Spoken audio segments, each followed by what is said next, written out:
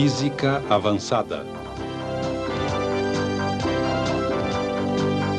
Física nuclear.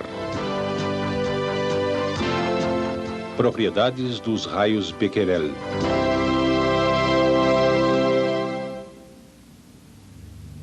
Em 1º de março de 1896, Henri Becquerel descobriu uma forma misteriosa de radiação. Observou que o composto sulfato de potássio uranila emitia continuamente raios invisíveis que não podiam ser ligados ou desligados. A misteriosa radiação descoberta então se tornou conhecida por radioatividade. Becquerel verificou que uma fonte radioativa emitia radiação continuamente a uma taxa razoavelmente constante. Esse processo não era afetado por calor ou por solventes químicos. Ele também verificou que, quando o material radioativo era colocado junto a um eletroscópio carregado, ionizava o ar e as cargas em excesso das folhas do eletroscópio eram rapidamente neutralizadas, descarregando assim o eletroscópio.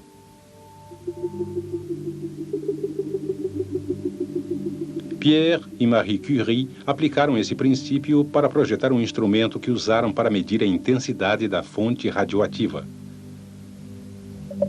A fonte de alimentação fazia com que uma placa adquirisse uma carga, enquanto a outra placa adquiria a carga oposta. Devido à distância entre as duas placas, normalmente não havia circulação de corrente e o medidor registrava 0.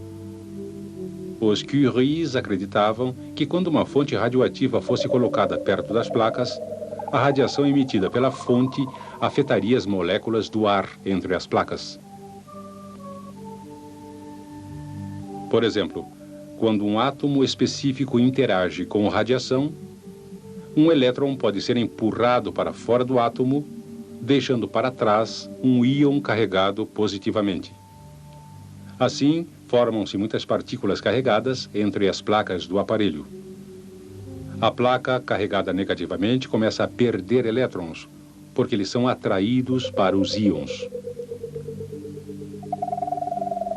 Enquanto isso, elétrons livres são atraídos para a placa positiva e chegam até ela. O fluxo de cargas através do ar permite que circule uma corrente pelo circuito.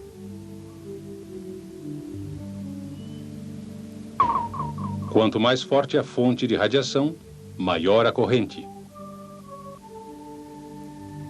Em 1899, Ernst Rutherford usou esse princípio para examinar a radiação emitida pelo urânio. Colocou absorvedores de folhas muito finas de alumínio perto de uma amostra de urânio e observou o medidor para ver se a leitura do detector se alterava. Observou que a leitura caía rapidamente quando as primeiras folhas eram adicionadas. Mas ao serem juntadas mais folhas, a taxa se reduzia bastante. Um gráfico mostra que a radiação cai muito, folha por folha, até que, depois de 4, ela se estabiliza. A partir desses resultados, Rutherford concluiu que a fonte radioativa deve estar emitindo pelo menos 2 tipos de radiação.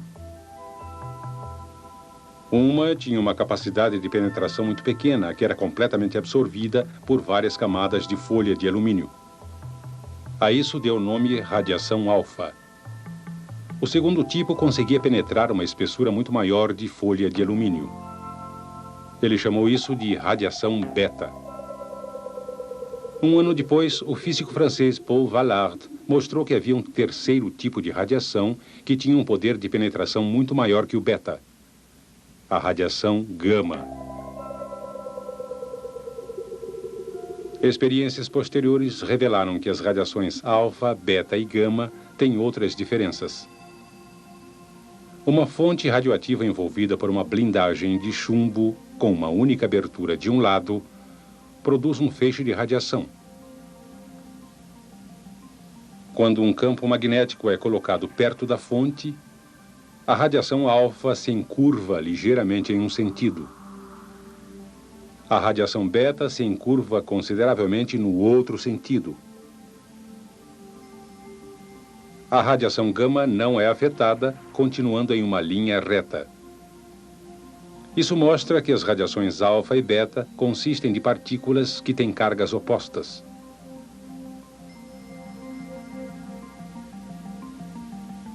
Um trabalho posterior mediu cuidadosamente a deflexão das partículas beta e comparou os resultados aos produzidos quando um feixe de elétrons interage com um campo magnético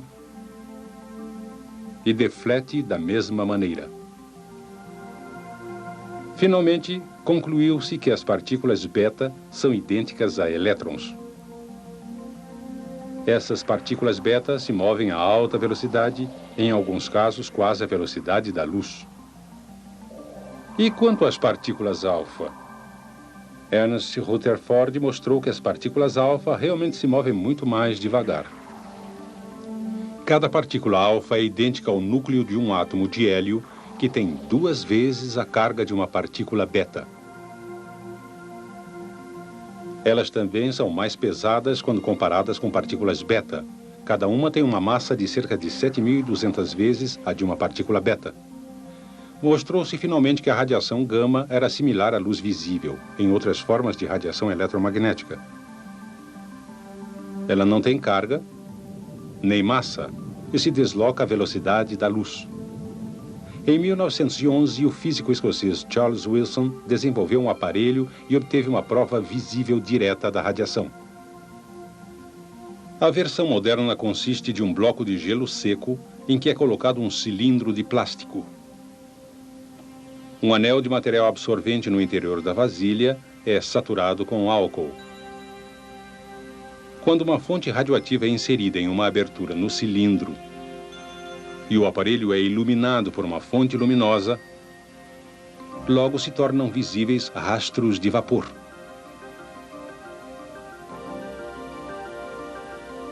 O que cria esses rastros? O álcool líquido evapora para formar um vapor que é resfriado pelo gelo seco. Uma partícula de poeira, ou mesmo um íon, pode fazer as moléculas de vapor condensar, formando uma gotícula visível de álcool líquido. Um único átomo ioniza quando a radiação interage com ele para arrancar elétrons. Como é muito grande, ocorrem diversas colisões dessas partículas alfa. Gotículas de álcool condensam ao redor de cada íon, deixando uma trilha bem definida. A partícula alfa perde sua energia cinética em muitas colisões que ocorrem em somente uns poucos centímetros. Sua trilha é relativamente curta e espessa. Por outro lado, a partícula beta, que é menor e mais rápida, se desloca mais entre colisões e, portanto, deixa uma trilha longa e estreita. Raios gama, que não são partículas, movimentam-se à velocidade da luz e só raramente interagem com átomos para formar íons. Portanto, eles deixam uma trilha longa e difícil de ver na câmara de neblina. Resumindo, os pesquisadores fizeram um excelente trabalho ao explorar e descrever diferentes tipos de radiação. Mas o que estava causando essa radiação? O que estava acontecendo dentro da matéria?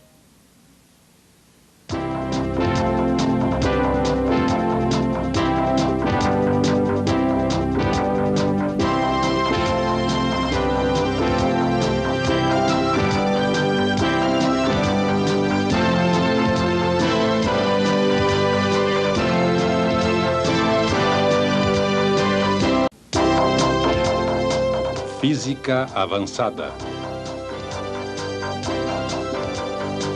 Física nuclear. A descoberta da radioatividade.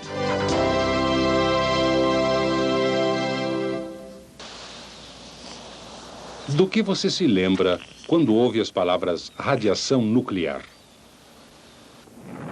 Da bomba? Ou de nuvens em forma de cogumelo?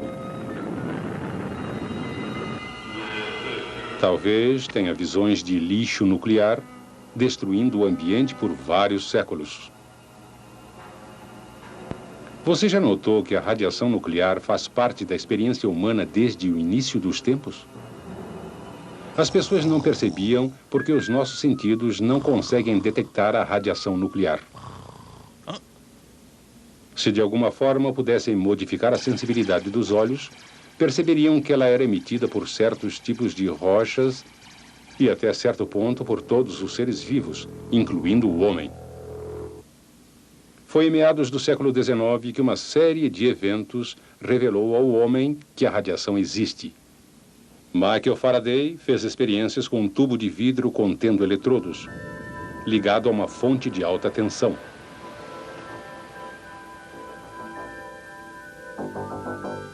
Quando o ar foi retirado do tubo, apareceram raias de luz entre os dois eletrodos. Outros cientistas verificaram que quanto mais ar era retirado do tubo, mais se alterava o padrão.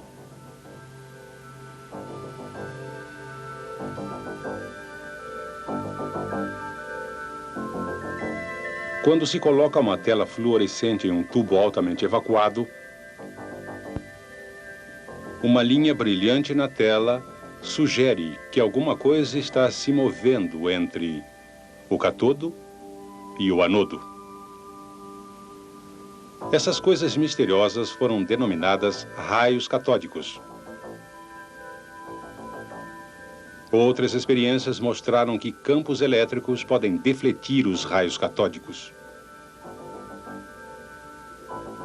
As experiências revelaram que um campo magnético também pode refletir os raios. Essas observações sugeriram que os raios catódicos são partículas carregadas negativamente. Quando Wilhelm Röntgen começou a estudar esses raios, fez uma descoberta extraordinária. Ele estava fazendo experiências com um tubo de raios catódicos altamente evacuado e coberto com papel opaco. Por acaso, perto do aparelho havia um papel tratado quimicamente. Quando o tubo de raios catódicos foi ligado, o papel começou a brilhar. Mas o brilho desaparecia assim que o tubo era desligado. Röntgen concluiu que raios misteriosos estavam sendo emitidos pelo tubo de raios catódicos. Ele os chamou de raios X. Logo, os profissionais da saúde começaram a usar esses raios. Eles conseguiam penetrar materiais opacos, como papel preto ou tecidos do corpo.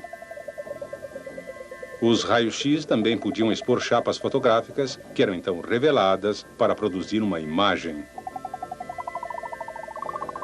Raios-X não são semelhantes a raios catódicos. Um campo elétrico não os deflete, nem um campo magnético. Isso sugere que os raios-X não são partículas carregadas. Apesar de serem diferentes, os raios-X e os raios catódicos têm algo em comum. Ambos são uma forma da ainda inexplicada e misteriosa radiação nuclear. Foi Henri Becquerel, ao expor os raios-X, quem descobriu a radiação nuclear. Quando colocadas sob a luz do Sol, algumas substâncias são fluorescentes e emitem luz visível. Talvez emitam raio-X, pensou Becquerel. Testando sua hipótese, usou chapas fotográficas cobertas com papel opaco para impedir que elas fossem expostas à luz do sol. Colocou um composto químico fluorescente no papel. Por causa do papel opaco, quando a chapa fotográfica foi revelada, não houve qualquer exposição à luz do sol. Assim, qualquer exposição na chapa seria prova de que os raios-X tinham penetrado o papel. Durante o mês inteiro, Becquerel não encontrou produto químico fluorescente que conseguisse expor a chapa fotográfica. Então testou sulfato de potássio uranila. Dessa vez, após seguir seu procedimento normal, Becquerel observou que a chapa fotográfica estava ligeiramente exposta. A radiação vinha mesmo do sulfato de potássio uranila? Ou de algum outro lugar? Colocou então um objeto entre a amostra e a chapa fotográfica. Quando a chapa foi revelada, apareceu o formato do objeto, o que parecia comprovar sua hipótese de que os raios-x estavam sendo produzidos diretamente de sua amostra fluorescente. Mas, certa manhã, o céu ficou nublado, logo depois que ele preparou outra experiência com sulfato de potássio uranila. Becquerel, então, deixou a experiência de lado. Como o céu permaneceu encoberto durante vários dias, já impaciente, decidiu revelar as chapas a si mesmo. Para sua grande surpresa, elas estavam muito expostas. Ele percebeu logo que a amostra tinha emitido algum tipo de radiação sem ser estimulada pela luz do Sol. Esses raios Becquerel eram similares aos raios-x por sua capacidade de penetrar o papel, que era opaco à luz visível. Mas pareciam ser diferentes dos raios-x, porque os raios-x podiam ser ligados e desligados, o que não acontece com os raios Becquerel. Mais tarde, ele verificou que no sulfato de potássio uranila, o metal urânio parecia ser a fonte dos raios Becquerel. Os raios Becquerel não eram afetados pela aplicação de calor ou por tratamento do composto de urânio com produtos químicos. Becquerel também testou seus raios com um eletroscópio. Quando um eletroscópio é carregado, cada folha tem um excesso da mesma carga elétrica. As folhas se repelem.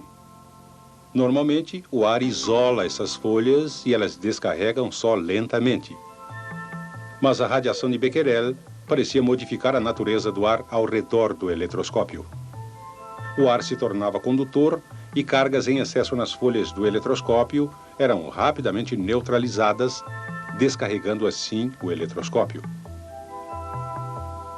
Qual era exatamente a fonte dessa radiação? Marie Curie descobriu que o elemento tório também emitia esses raios.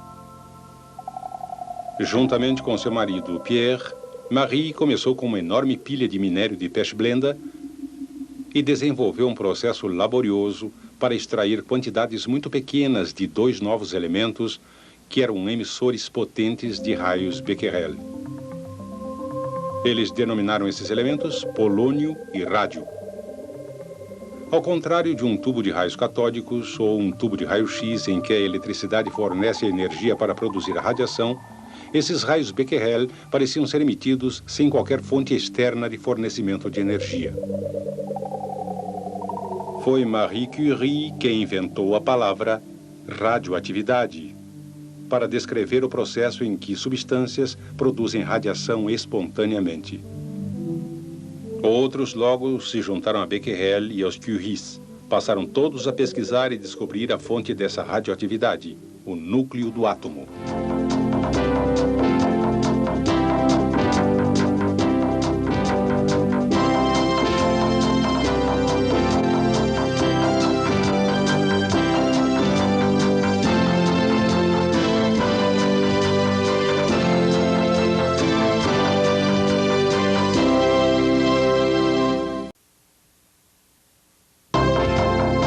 Física avançada. Física nuclear.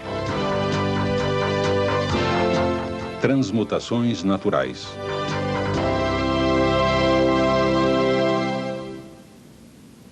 Um dos motivos para termos medo da radiação nuclear é que não podemos vê-la.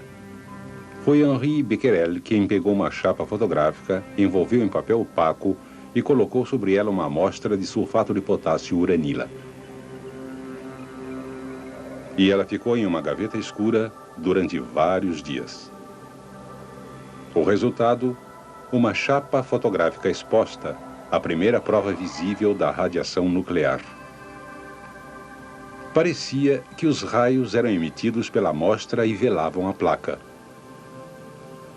Rutherford e Vallard demonstraram que esta radiação realmente consistia de 3 tipos diferentes: radiação alfa, beta e gama. A diferença entre elas é seu poder de penetração. Raios alfa são facilmente retidos, raios beta, menos. E os raios gama têm um grande poder de penetração. Os pesquisadores logo encontraram outras diferenças. Quando uma amostra radioativa era exposta a um campo magnético, o padrão resultante mostrou que cada uma das 3 formas de radiação tinha uma carga elétrica diferente. Finalmente, um raio alfa foi identificado como núcleo de um átomo de hélio. A radiação beta, um fluxo de elétrons. E os raios gama, fótons de radiação eletromagnética. Mas isso não desvendou todo o mistério que envolvia a radioatividade. O que acontece à substância que emite esta radiação? Os primeiros a sugerir um processo denominado decaimento radioativo foram Ernest Rutherford e Frederick Sod.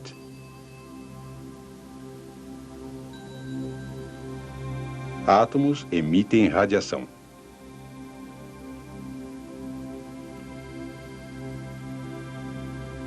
Nesse processo, são transformados espontaneamente em átomos de novos elementos. Essa transformação de um elemento em outro, denominada transmutação, tinha preocupado os alquimistas da Idade Média. Rutherford e Sod alegaram que a transmutação ocorria naturalmente durante o decaimento radioativo. Para explicar esse processo, precisamos examiná-lo no nível atômico. Quando a radiação foi descoberta, o átomo foi considerado uma esfera que continha cargas positivas e negativas. Os avanços na compreensão da radioatividade acompanharam os do conhecimento do átomo. Rutherford sugeriu que a massa do átomo estava concentrada em um espaço muito pequeno, denominado núcleo, que era carregado positivamente. Durante a década dos 30, cientistas perceberam que o núcleo consistia de partículas carregadas positivamente, denominadas prótons, e partículas neutras, denominadas nêutrons. Era o número de prótons que determinava a identidade do átomo.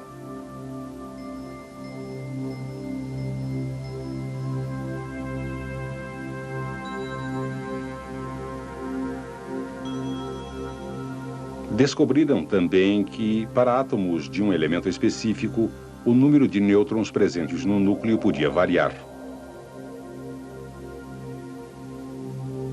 Essas formas diferentes de um elemento foram denominadas isótopos. O elemento hidrogênio tem 3 isótopos conhecidos. A estrutura de um elemento é normalmente representada de forma simbólica.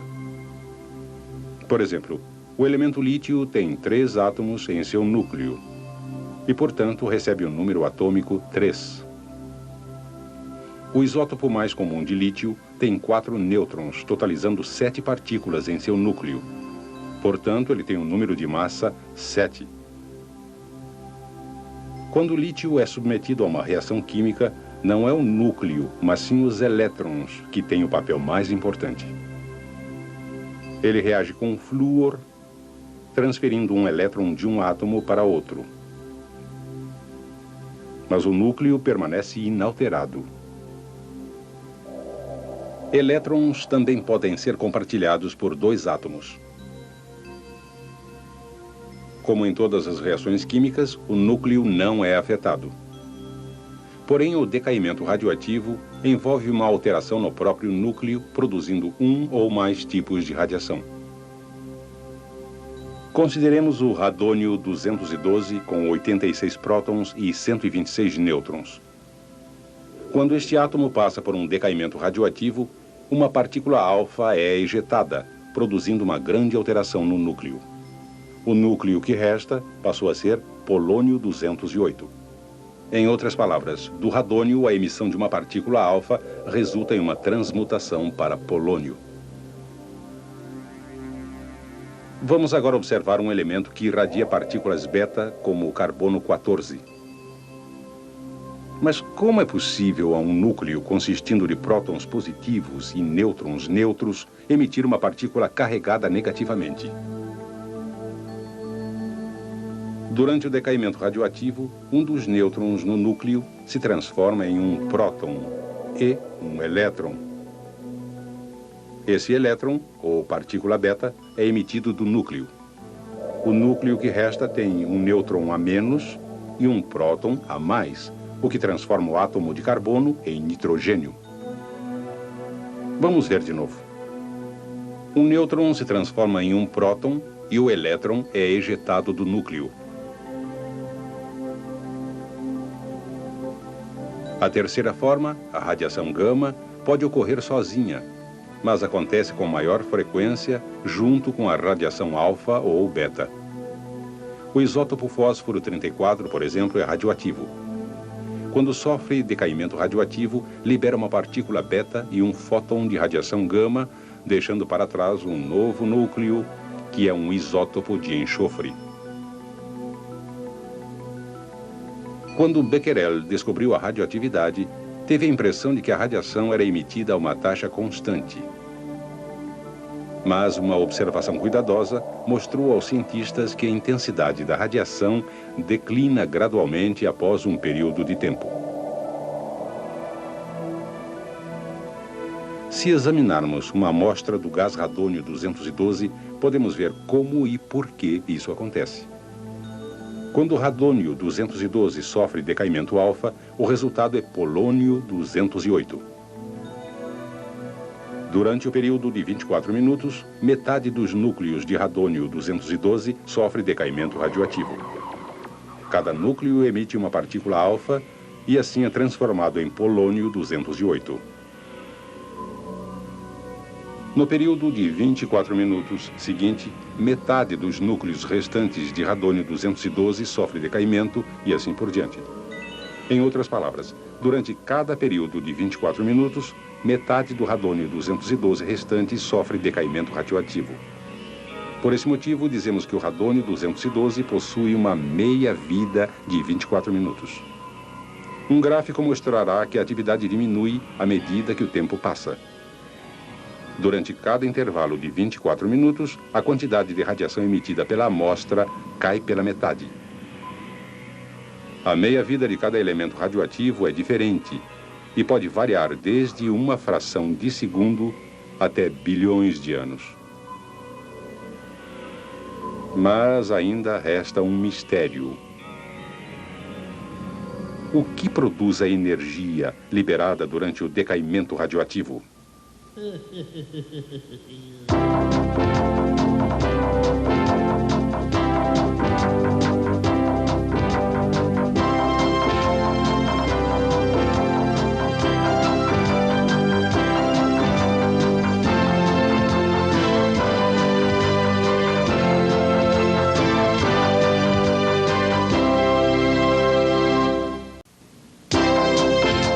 Física avançada. Física nuclear. Energia do núcleo.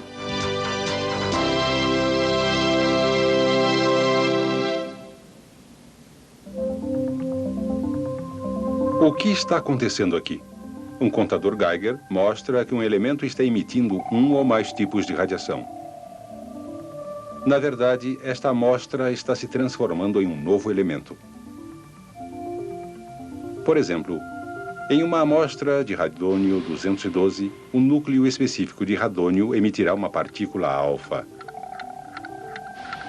Embora o instante exato em que um determinado núcleo passará por esse processo não possa ser previsto,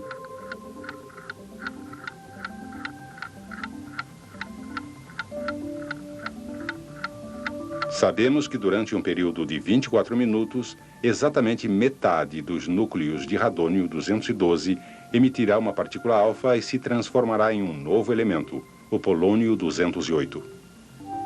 Estas partículas alfa são emitidas com uma energia enorme. Mas de onde vem toda essa energia? A resposta a essa pergunta foi inicialmente sugerida por Albert Einstein em sua teoria especial da relatividade. Einstein sugeriu que massa e energia são realmente duas formas da mesma coisa, e cada uma delas pode ser convertida na outra.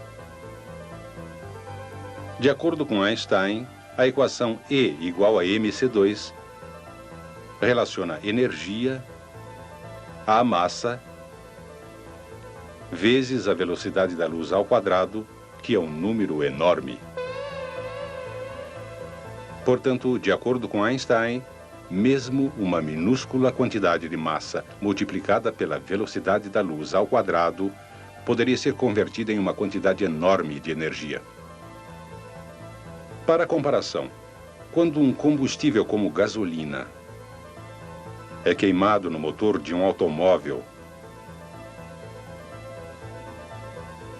ele se combina quimicamente com o ar, produzindo quantidades relativamente pequenas de energia para mover o carro, além de problemas de exaustão. Se o mesmo carro pudesse converter toda a massa de gasolina em energia, não precisaríamos de um sistema de exaustão, porque não haveria produtos residuais. Imagine chegar a um posto e dizer: pode encher o tanque com uma gota de gasolina. Essa única gota levaria você não só até a próxima esquina ou até a próxima cidade. Você poderia dirigir até o fim da vida útil do carro.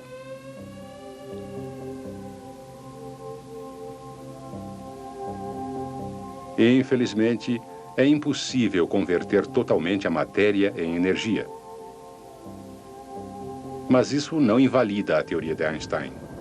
Pelo contrário, John Cockcroft e Ernest Walton logo conseguiram uma comprovação experimental. Eles projetaram um acelerador de partículas que acelerava prótons a uma velocidade muito alta.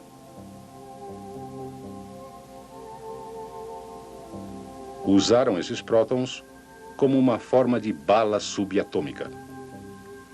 Quando colocaram lítio no percurso desses prótons, o seu núcleo se dividiu.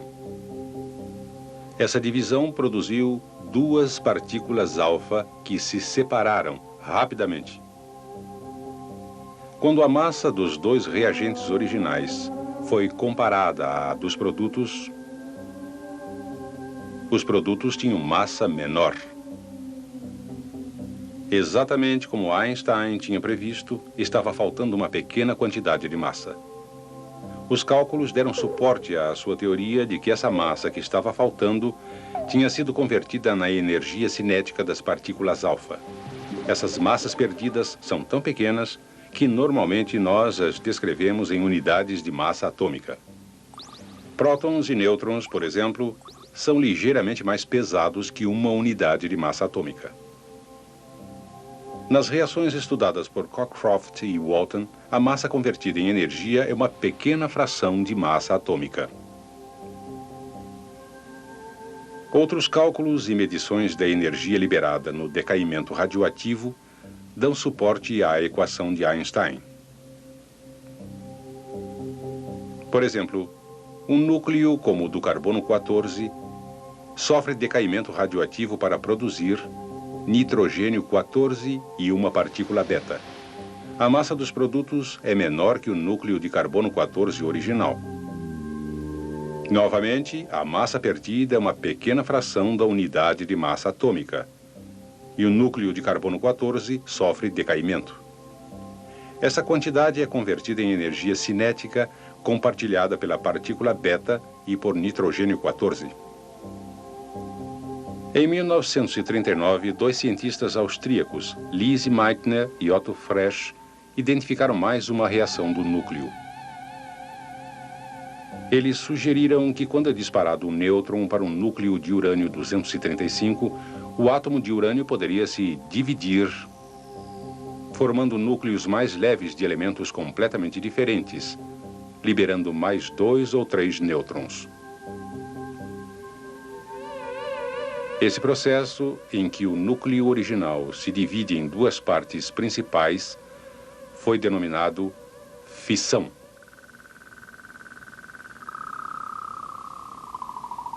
A descoberta da fissão causou muita agitação na comunidade científica por 2 motivos.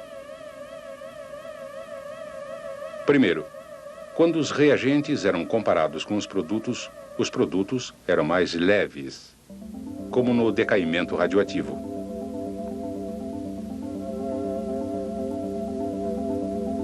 Porém, a massa faltante era muito maior, e assim se transformava em uma liberação muito maior de energia. Além disso, em cada fissão, cada nêutron causava a liberação de 2 ou mais nêutrons.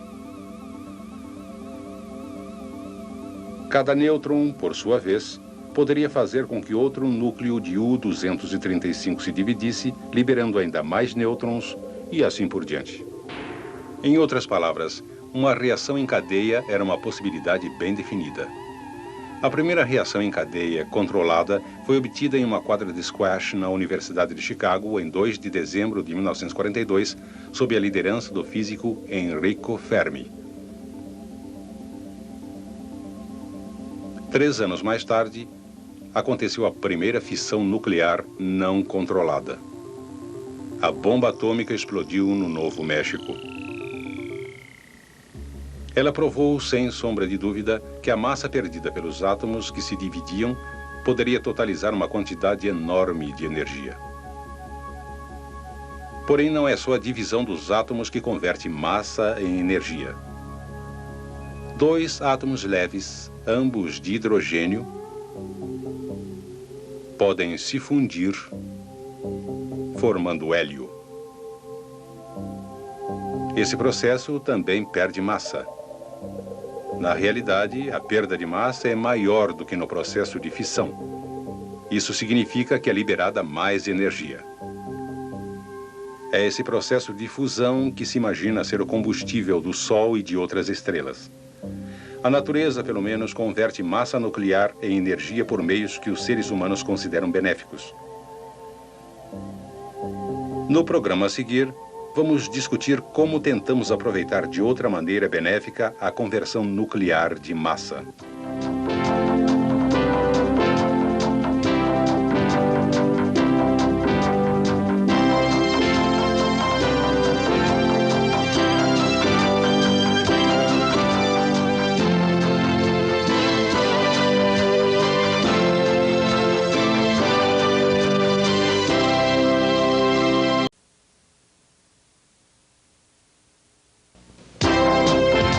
Física avançada. Física nuclear. Energia elétrica da fissão.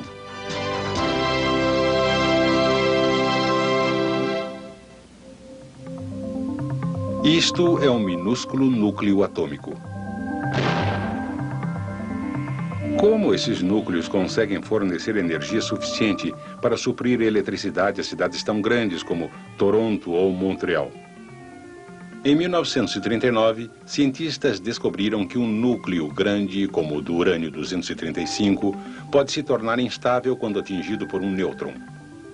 Isso faz ele se dividir em 2 núcleos aproximadamente do mesmo tamanho e emitir 2 ou 3 nêutrons. O nome desse processo é fissão nuclear. Se colocarmos os reagentes em um lado de uma balança e os produtos no outro,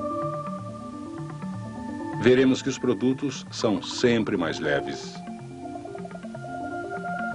É evidente que uma massa desapareceu na reação nuclear. O que ocorre quando uma massa como essa é perdida? A relação entre massa e energia de Einstein indica que uma grande quantidade de energia é liberada quando a massa é convertida na energia cinética dos produtos da fissão. A fissão de um núcleo de urânio libera mais nêutrons.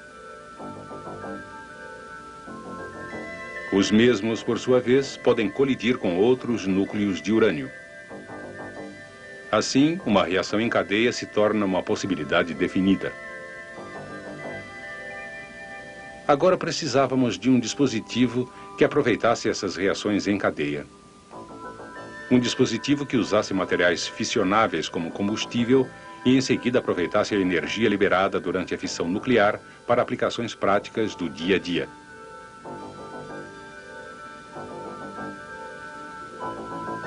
Atualmente, temos esses dispositivos em todo o mundo, reatores nucleares de diversos modelos que aproveitam a fissão nuclear. A maioria dos reatores usa urânio-235 como combustível. Ele tem 92 prótons e 143 nêutrons. Menos que 1% do urânio natural é U-235. Mais que 99% é urânio-238. Entre tantos núcleos de U-238, o que ocorre quando um solitário núcleo de U-235 sofre fissão?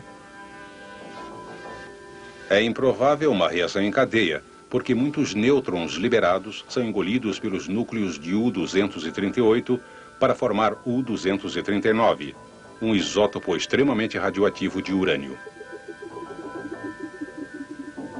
Outros nêutrons simplesmente escapam da amostra porque estão se movendo rápido demais para causar a fissão de outro núcleo.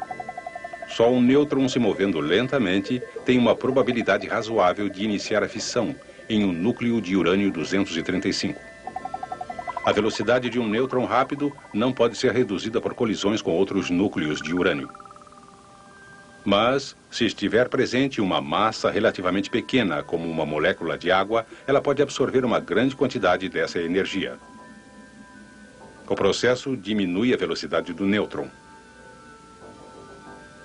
Várias colisões desse tipo reduzem a velocidade de um nêutron até que exista uma boa probabilidade de ocorrer a fissão. Moderador é o nome que se dá a um material usado para reduzir a velocidade dos nêutrons. A água comum é um bom moderador, mas ela às vezes absorve nêutrons e assim os remove da reação. A água pesada é um moderador muito eficaz. Ela contém um isótopo de hidrogênio denominado deutério, que tem um próton e um nêutron. Ela reduz a velocidade dos nêutrons, mas raramente os absorve. Porém, com os nêutrons lentos, uma reação nuclear pode obter algo bom em demasia. Nêutrons muito lentos causam excesso de fissões e de energia liberada na forma de calor. Uma reação em cadeia não controlada pode produzir tanto calor que o reator poderia chegar a se derreter. É necessário um dispositivo de segurança.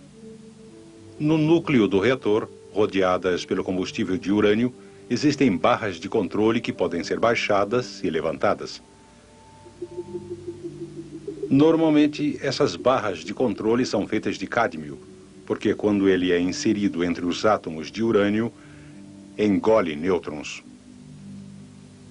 Isso reduz a velocidade da reação de fissão. Vamos agora ver como todas essas ideias podem ser reunidas no projeto de um reator que produz eletricidade. A reação de fissão ocorre dentro de um edifício de contenção. Suas paredes protegem o ambiente da radiação produzida no núcleo. Neste reator simplificado, o urânio serve de combustível. A água funciona como um moderador e reduz a velocidade dos nêutrons.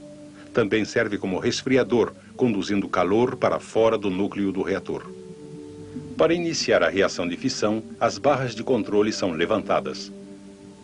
Agora, a reação de fissão não é iniciada pela colisão de nêutrons lentos, mas por um núcleo de urânio-235 sofrendo uma fissão espontânea rara.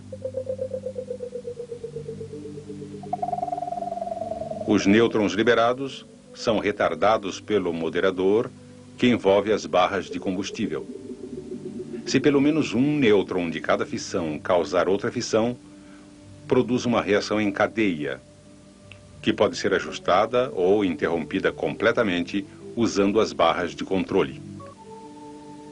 A energia cinética dos produtos da fissão faz a temperatura do combustível aumentar, e isso, por sua vez, eleva a temperatura do moderador que o envolve. O moderador não ferve mesmo quando alcança temperaturas extremamente altas.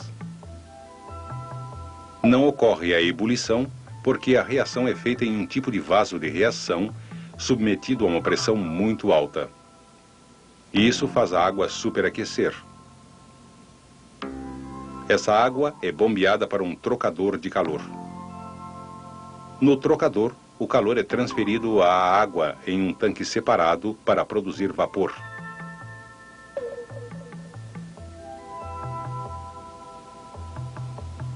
Esse vapor aciona uma turbina, que por sua vez faz girar um gerador produzindo eletricidade.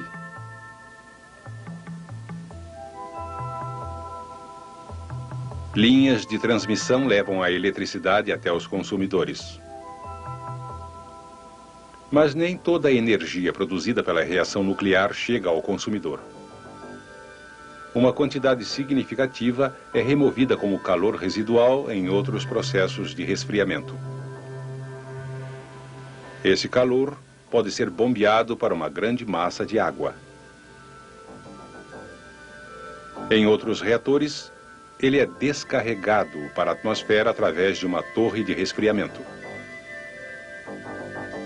A maior parte dos reatores comerciais usados em todo o mundo é mais complexa que o modelo simplificado que examinamos. Mas o processo básico é sempre o mesmo. Hoje, a energia nuclear é responsável por uma grande parte da energia produzida no mundo. As alterações que acontecem no próprio combustível nos trouxeram tanto benefícios como desafios, que serão discutidos em nosso próximo programa.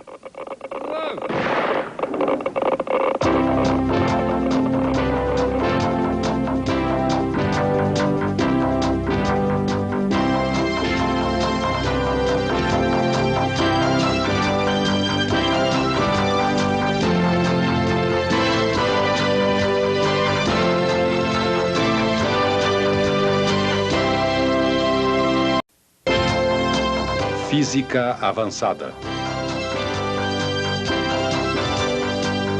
Física nuclear.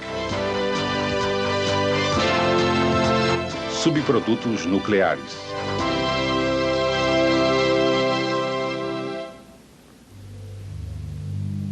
Encontramos reatores nucleares em muitos países industrializados do mundo. De uma pequena quantidade de combustível, eles conseguem produzir grandes quantidades de eletricidade. Na verdade, um único grão de combustível de urânio produz tanta eletricidade quanto uma tonelada de carvão.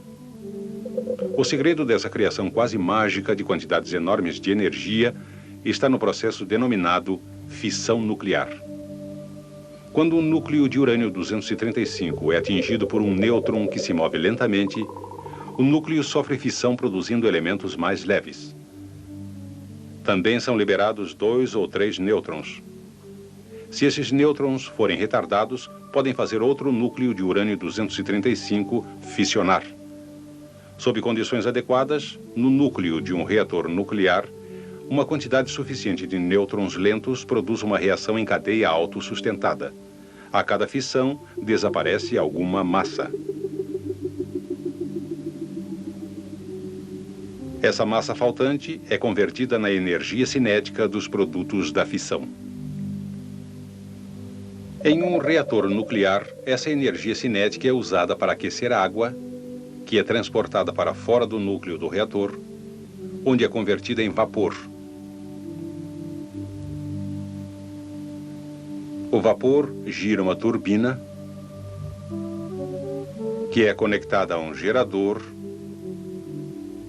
que produz eletricidade. A eletricidade, conduzida por linhas de alta tensão, é o produto usado pela indústria e nas residências. Mas o reator também produz uma forma de energia que nos causa grandes problemas. A quantidade do combustível colocado em um reator e sua aparência geral parecem não se alterar quando ele é removido meses mais tarde. Mas esse combustível usado é altamente radioativo.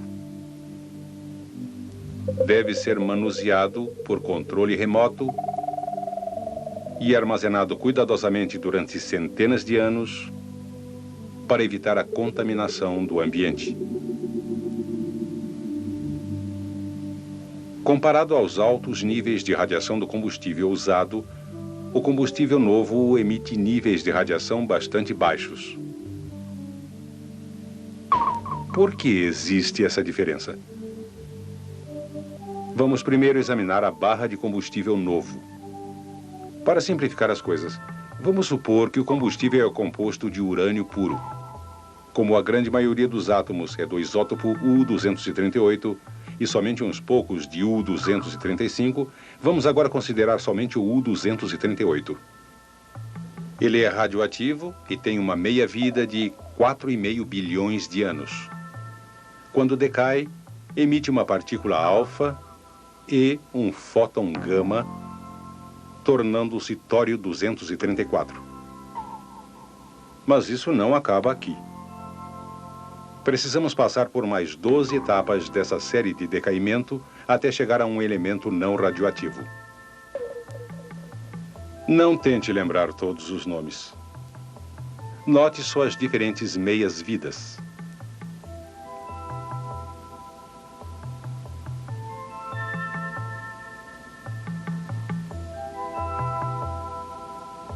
Note também que, quando chegarmos ao fim, foram emitidas as 3 formas de radiação nuclear, ou seja, alfa, beta e gama.